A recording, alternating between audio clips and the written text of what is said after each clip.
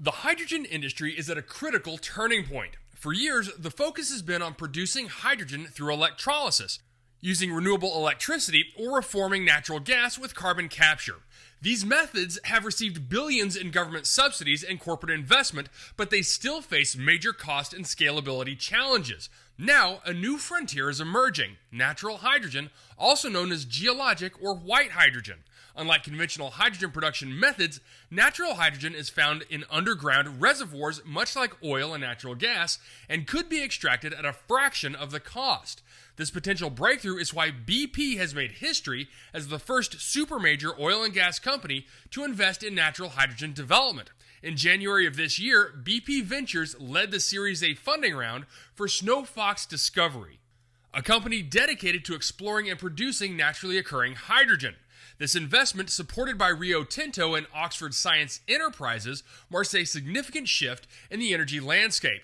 Unlike its competitors, such as TotalEnergies, Shale, and Chevron, which have focused heavily on green hydrogen, requiring massive investments in wind, solar, and electrolysis, BP has taken a different approach. By betting on natural hydrogen, it is looking to leverage existing drilling expertise, repurpose infrastructure, and bring down the cost of hydrogen production faster than traditional methods.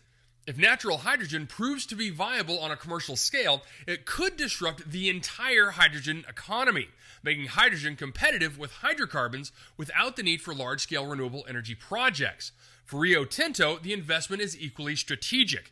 The mining giant sees natural hydrogen as a potential fuel source for its massive global operations, reducing reliance on diesel and coal-powered processes while improving sustainability and cutting costs. If successful, natural hydrogen could provide an alternative to traditional fuel sources without requiring expensive infrastructure transitions. In this episode, I'll break down why BP and Rio Tinto are making this bet, what it means for the future of hydrogen, and how this could reshape the global energy markets. I'll dive deep into the economic and technical implications, discuss the cost advantages compared to green and blue hydrogen, and explore what this means for other energy giants who may soon follow BP's lead. All of this on today's Hydrogen Podcast. The decision by BP Ventures and Rio Tinto to invest in Snowfox Discovery marks a pivotal moment in the hydrogen industry. These two global powerhouses, one from the energy sector and the other from the mining industry, are making a strategic move into natural hydrogen, recognizing its potential to be a game changer in the quest for clean, cost-effective energy. Their investment signals a shift in priorities away from high-cost hydrogen production methods and towards a naturally occurring, lower-cost alternative that could reshape the entire hydrogen supply chain. For both companies, the rationale behind this investment is driven by several key factors. The first is cost-effective production compared to other hydrogen sources. One of the biggest hurdles to hydrogen adoption has been its high production cost, which limits its competitiveness against hydrocarbon-based fuels.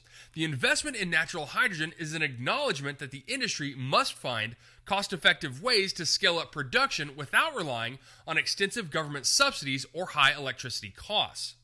Currently, hydrogen is produced in three main ways. There's green hydrogen, which is produced through electrolysis powered by renewable electricity. It's the cleanest but also the most expensive method, with production costs ranging between $4 and $6 per kilogram due to the high price of renewable electricity and electrolyzer technology. There's also blue hydrogen, which is derived from natural gas reforming with carbon capture and storage. And while it is cheaper than green hydrogen, its costs still range between $1.50 and $2.50 per kilogram and relies on hydrocarbon infrastructures. There's also gray hydrogen, which is produced from natural gas but without carbon capture. This is the most widely used but the most polluting method, and it has costs as low as $1 a kilogram, though it emits large amounts of CO2. By contrast, natural hydrogen has the potential to bypass the need for energy-intensive production processes. If early cost estimates hold true, it could be extracted at 50 cents to $1.50 per kilogram, making it not only cheaper than green, but potentially cheaper than all existing hydrogen production methods, including gray.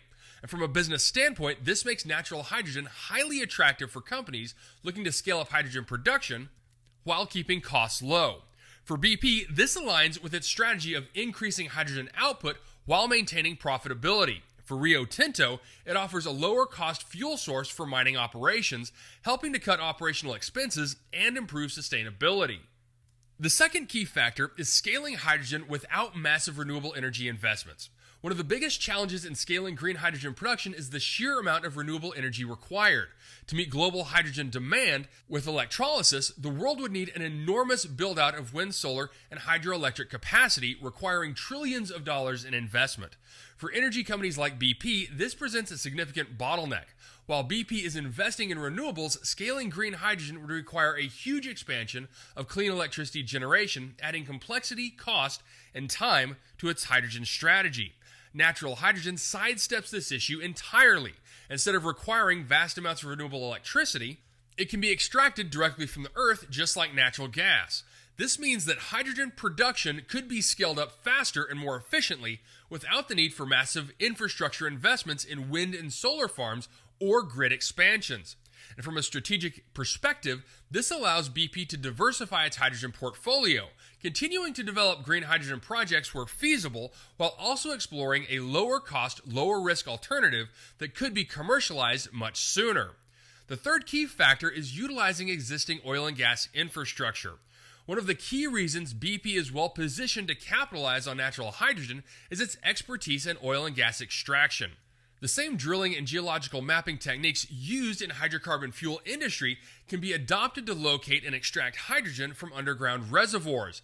This gives companies like BP a significant advantage as they can repurpose existing infrastructure, pipelines, and drilling expertise rather than building out an entirely new hydrogen production facility from scratch.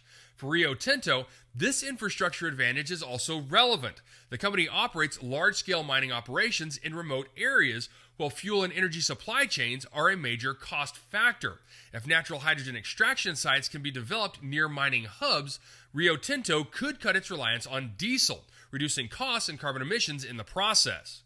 The fourth key factor is strategic positioning for the future hydrogen economy. Both BP and Rio Tinto recognize that hydrogen will play a major role in the future energy landscape. The global push towards low-carbon industrial processes, heavy transport electrification, and energy storage means that hydrogen demand is set to grow exponentially over the coming decades. However, not all hydrogen will be priced equally, and cost competitiveness will be key to widespread adoption.